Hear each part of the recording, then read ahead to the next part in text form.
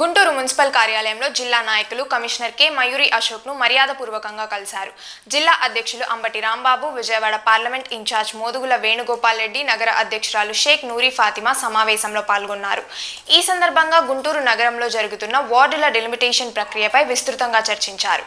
అలాగే Motilal Nagar, Nehru Nagar, zero line పరిధిలో railway స్థలాల్లో నివసిస్తున్న పేద ప్రజలు ఎదుర్కొంటున్న సమస్యలను కమిషనర్ దృష్టికి తీసుకువెళ్లి తక్షణ పరిష్కారం కోరారు. ప్రజా సమస్యల పరిష్కారానికి అధికారులు స్పందించాలని నాయకులు విజ్ఞప్తి చేశారు. ఈ కార్యక్రమంలో ఎమ్మెల్సీ యేసురత్నం, పలువురు నాయకులు, మాజీ కార్పొరేటర్లు పాల్గొన్నారు. మోదుగుల గారు, అలాగే ఎమ్మెల్సీ యేసురత్నం గారు, మిగతా వైఎస్ఆర్సీపీ నాయకులు అందరం కలిసి ఈ రోజు కార్పొరేటర్లు అందరూ కలవడం జరిగింది. రిగార్డింగ్ ఈ 76 వార్డుల గురించి ఏ విధమైన సర్కమ్స్టాన్సెస్ కానీ ఏ విధమైన ప్రక్రియ ద్వారా మీరు ఈ 76 వార్డులను తీసుకుంటున్నారు, జనాభా లెక్కల ద్వారానా లేకపోతే ఏరియా వైజ్ గా అని చెప్పి అడగడం జరిగింది. ఎందుకనంటే ఒక లైక్ 76 వార్డు గురించి ఒక ఇది బయటికి వచ్చింది. దాని గురించి ఏంటి, అది కరెక్టా కాదా ఏంటి అని అంటే ఇంకా మేము అఫీషియల్ గా రిలీజ్ చేయలేదు. ఇంకా అఫీషియల్ గా 23rd మేము రిలీజ్ చేస్తాం. మేము అబ్జెక్షన్స్ ఉంటే 7 days టైం ఇస్తామని చెప్పి చెప్పడం జరిగింది. సో ఇంకేమైనా ఉంటే మమ్మల్ని ముందు అంటే లైక్ అన్ని పార్టీస్ ని కలిపి ఒకసారి కన్సల్ట్ చేసి దాని ప్రకారంగా ఇవ్వమని చెప్పాము. ఏది జనాభా లెక్కల ద్వారా కానీ లేకపోతే ప్రజలకి సౌలభ్యం ద్వారా మీరు డివైడ్ చేయమని చెప్పడం జరిగింది. 2012 ప్రక్రియ తీసుకొని దాని ద్వారా జనాభా లెక్కల ద్వారా కానీ ఏరియా ద్వారా తీసుకొని దాన్ని ఇచ్చేస్తామని చెప్పడం జరిగింది. ఖచ్చితంగా మరి ఏం చేసినా కూడా జిఎంసీ వారు సానుకూలంగా ప్రతి ఒక్కళ్ళు అందరిని పార్టీని ఆల్ పార్టీస్ ని కోఆర్డినేట్ చేసి చేస్తారని చెప్పి ఆకాంక్షిస్తున్నాము. అలాగే కమిషనర్ గారు కూడా చాలా చక్కగా దీని గురించి స్పందించడం జరిగింది. ధన్యవాదాలు. Thank you. అందరికీ నమస్కారం. ఈరోజు గుంటూరు నగర డీలిమిటేషన్ వార్డ్స్ డీలిమిటేషన్ మీద జరిగిన మీటింగ్ చాలా మంచిగా కమిషనర్ గారితో జరిగింది. మా అందరి కోరిక కూడా ఒకటే, ఏదైతే మరి రీసెంట్గా ఒక మ్యాప్ వచ్చింది, ఆ మ్యాప్లో చూసినట్టయితే పక్షపాత ద్వారా క్లియర్గా కనపడింది. అయితే కమిషనర్ గారు అది మేము అఫీషియల్గా రిలీజ్ చేసింది కాదు, మీకు ఎలా వచ్చిందో అని అన్నారు. చాలా మంచిది. మా కోరిక ఒకటే, ఏదైనా చేసే ముందు అన్ని పార్టీలను కూడా ఇన్వాల్వ్ చేయాలని కోరుకున్నాము. జనాభా ప్రాతిపదికం, అంతేకాకుండా అక్కడున్న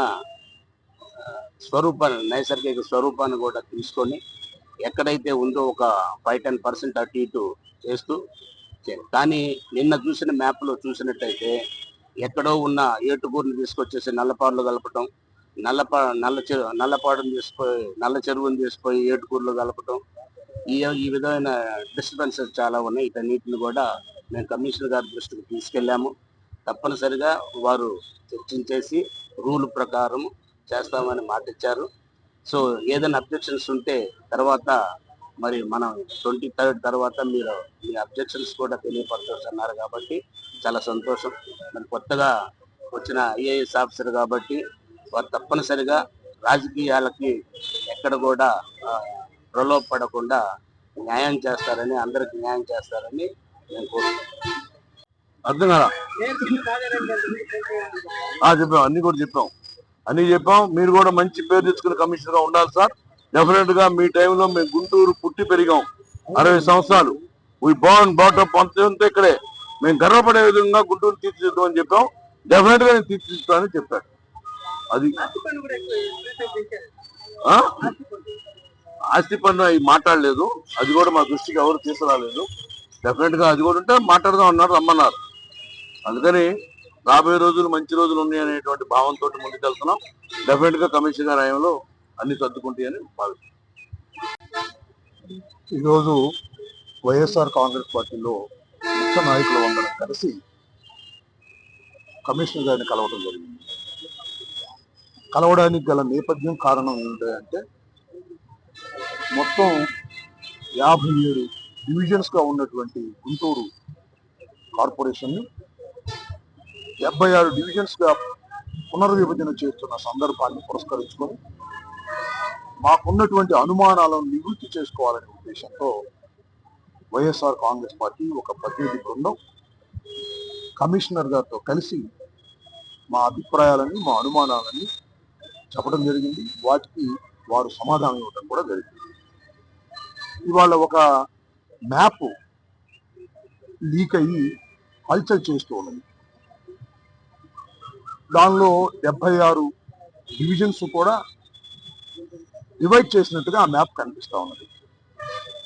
ఆ మ్యాప్ ఈజ్ నాట్ ఫైనల్ అని, ఆ మ్యాప్ అఫీషియల్ గా రిలీజ్ అయింది కాదు అని కమిషనర్ గారు స్వయంగా చెప్పడం జరిగింది. బహుశా అది లోయర్ లెవెల్లో లీక్ చేశారా లేకపోతే అధికార పక్షం వాళ్ళు లీక్ చేశారా అనేది మాకు తెలియదు. అది వాస్తవమో అవాస్తవమో కూడా తెలియదు. దానిలో చాలా అవకతవకలు ఉన్నాయనేది చాలా మంది అభిప్రాయం. 23వ తారీఖున ఒక మ్యాప్ని డివిజన్ చేసినటువంటి దాన్ని తాత్కాలికంగా వాళ్ళు రీచ్ చేయబోతున్నారని చెప్పారు. దాని తర్వాత అబ్జెక్షన్స్ కూడా తీసుకుంటారు.